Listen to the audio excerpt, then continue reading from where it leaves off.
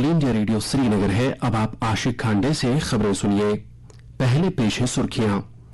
जम्मू कश्मीर में police sub inspector आसामियों की भर्ती में मुबैना धांधलियों के सिलसिले में सीबीआई ने मारे आज कई मकामात पर छापे। यूटी में हुनरमंदी को फरोग देने से मुतल्लिक युवा एक्शन प्लान और नौजवानों की स्किल मैपिंग का मुतल्लिका महकमे के प्रिंसिपल सेक्रेटरी ने लिया जायजा। यूटी में जदीद टेक्नोलॉजी की बदौलत मशरूम की काश्त में नुमाया इजाफा और मुल्क में सनतों को फरोग देने और सरमायाकारी की हौसला अफजाई के लिए तमाम इकदाम उठाए जा रहे हैं, वजीर खजाना निर्मला सीतारमन। अब खबरें तफसील के साथ।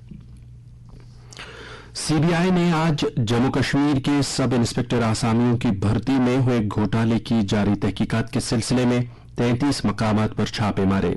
इन मकामात में जम्मू, श्रीनगर, करनाल हरियाणा, महेंद्रगढ़, रेवाड़ी, गांधीनगर गुजरात, दिल्ली, गाजियाबाद और बेंगलुरु शामिल है।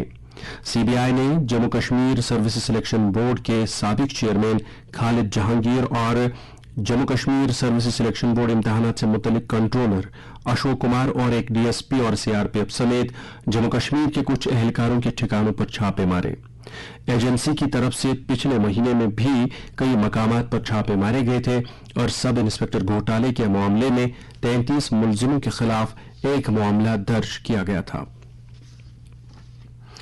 दरियासना कौमी तहकीकाती एजेंसी एनआईए ने दहशतगर्दों, जराइम पेश अफराद और मनशियात का नाजायज कारोबार करने वाले अफराद के दरमियान बढ़ते रवाबित पर रोक लगाने के लिए मुल्क में 50 मकामात पर तलाशी की कार्रवाइयां अंजाम दी है। एनआईए पिछले महीने की 26 तारीख को दिल्ली पुलिस के जरिए दर्ज किए गए 2 मामलों को फिर से रजिस्टर करने के बाद छानबीन कर रही है। जराइम पेशा गिरोहों के सरगना और उनके कुछ गिरोहों की निशानदेही की गई है और उनके खिलाफ मामले दर्ज किए गए हैं जो इस तरह की दहशतगर्दाना और मुजरिमाना सरगर्मियां अंजाम दे रहे हैं। तलाशी कार्रवाई के दौरान गोली बारूद समेत 6 पिस्तौल, एक रिवॉल्वर, एक शॉटगन जब्त की गई है।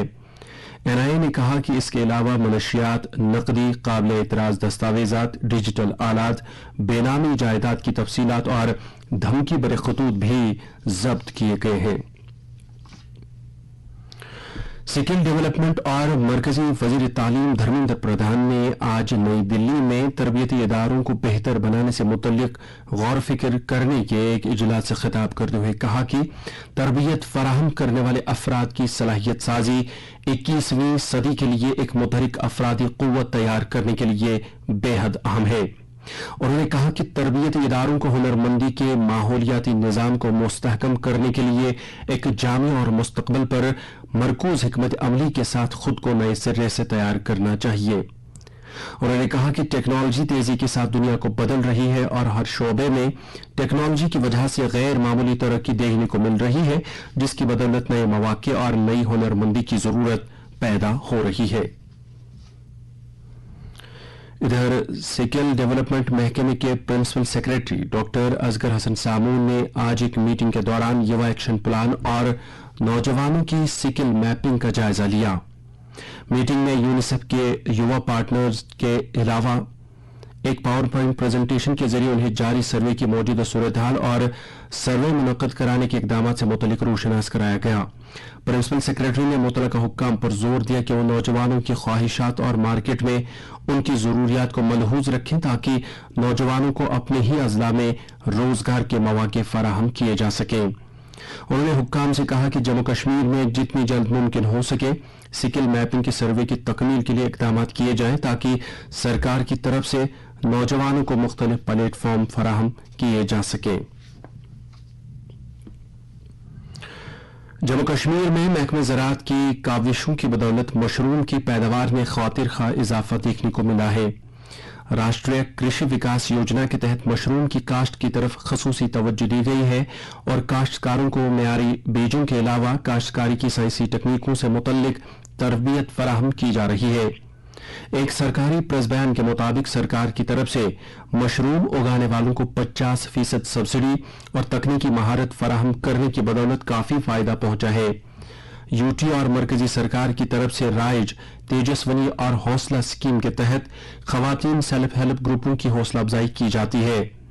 یہ بات خوش آئند ہے کہ جنوبی کشمیر کے ترال علاقے سے 2 نوجوان کشمیری لڑکیوں نے national rural livelihood mission scheme کے تحت پچھلے سال مشروم کاشت کرنے کا ایک یونٹ شروع کیا تھا اور آج 1 سال کے کم عرصے میں انہوں نے کئی یونٹ لگائے ہیں۔ پلوامہ کی ایک اور خاتون نے محکمہ زراعت سے مشروم کی کاشت سے متعلق تربیت حاصل کی اور مشروم یونٹ قائم کر کے اب اچھی خاصی کمائی کر رہی ہے۔ دیگر اضلاع میں بھی بے روزگار نوجوانوں نے مشروم کی کاشت کرنے میں دلچسپی دکھائی ہے اور اب جموں کشمیر کے طور و عرض میں یہ یونٹ قائم کیے گئے ہیں۔ قومی ٹیکہ کاری مہم کے تحت اب تک ملک میں کووڈ سے بچاؤ کے 215 کروڑ 47 لاکھ سے زیادہ ٹیکے لگائے جا چکے ہیں۔ صحت و خاندانی بہبود کی مرکزی وزارت نے کہا ہے کہ کل ہی 21,67,000 سے زیادہ ٹیکے لگائے گئے۔ اسی دوران ملک میں گزشتہ 24 گھنٹوں کے دوران کووڈ کے 4,369 نئے معاملے درج کیے گئے ہیں، جبکہ 5,178 مریض صحت یاب بھی ہوئے ہیں۔ اسی طرح شفایاب ہونے والے افراد کی تعداد 4 کروڑ 39 لاکھ تک پہنچ گئی ہے۔ ملک میں سردست صحت یابی کی شرح 98.71% ہے۔ ادھر جموں کشمیر میں گزشتہ 24 گھنٹوں کے دوران 5,553 کووڈ ٹیسٹ کیے گئے، جن میں سے صرف 47 افراد میں یہ وائرس پایا گیا ہے۔ اسی مدت کے دوران یو ٹی میں 73 افراد شفایاب بھی ہوئے ہیں۔ یو ٹی میں اس وقت سرگرم کیسوں کی تعداد 326 ہے، جن میں سے 107 جموں جبکہ 219 معاملات کا تعلق کشمیر صوبے سے ہے۔ جموں کشمیر میں آج بھی 18,371 کووڈ مخالف ٹیکے لگائے گئے۔ اس طرح سے یو ٹی میں اب تک کل 2 کروڑ 44,69,318 کووڈ مخالف ٹیکے لگائے گئے ہیں۔ وزیر خزانہ نرملا سیتارمن نے کہا ہے کہ سرکار بھارت میں صنعتوں کے قیام اور سرمایہ کاری کے لیے تمام سہولیات کو میسر رکھے گی۔ آج نئی دلی میں مائنڈ سمٹ کے 5ویں ایڈیشن میں اظہار خیال کرتے ہوئے انہوں نے کہا کہ بہت سی کمپنیاں چین سے اپنی سرگرمیاں منتقل کر کے بھارت آنے کے منتظر ہیں، کیونکہ یہ کمپنیاں بھارت میں زیادہ پرکشش پالیسیاں دیکھ رہی ہیں۔ انہوں نے کہا کہ ملک میں براہ راست غیر ملکی سرمایہ کاری کو فروغ مل رہا ہے اور بیرون ملک کمپنیوں کا خیال ہے کہ بھارت سرمایہ کاری کے لیے نہایت موزون مقام ہے۔ سماج سے منشیات کے استعمال کا قلع کما کرنے کی کوششوں کو جاری رکھتے ہوئے ایکسائز رینج پلوامہ نے آج پامپور اور اس کے ملحقہ علاقوں میں 150 کنال اراضی پر پھیلی بنگ کو تباہ کیا۔ ضلع ترقیاتی کمشنر پلوامہ کی ہدایت پر ضلع انتظامیہ کے افسروں اور ایکسائز رینج پلوامہ کی ایک ٹیم نے یہ کارروائی انجام دی۔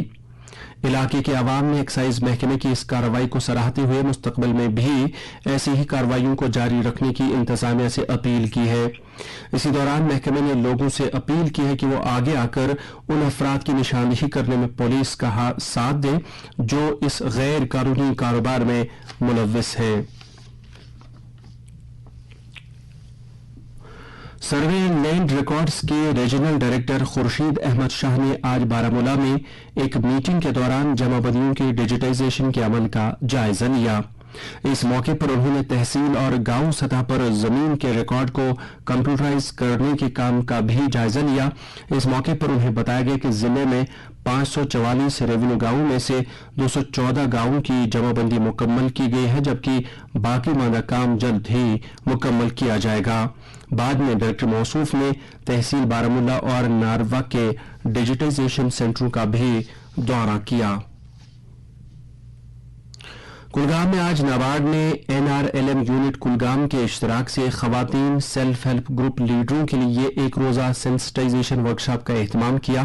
اس ورکشاپ میں پیپر ماشی اور دستکاری میں مصروف تقریباً 30 سیلف ہیلپ گروپ لیڈروں نے شرکت کی۔ اس موقع پر مختلف معاملات پر تبادلہ خیال کیا گیا۔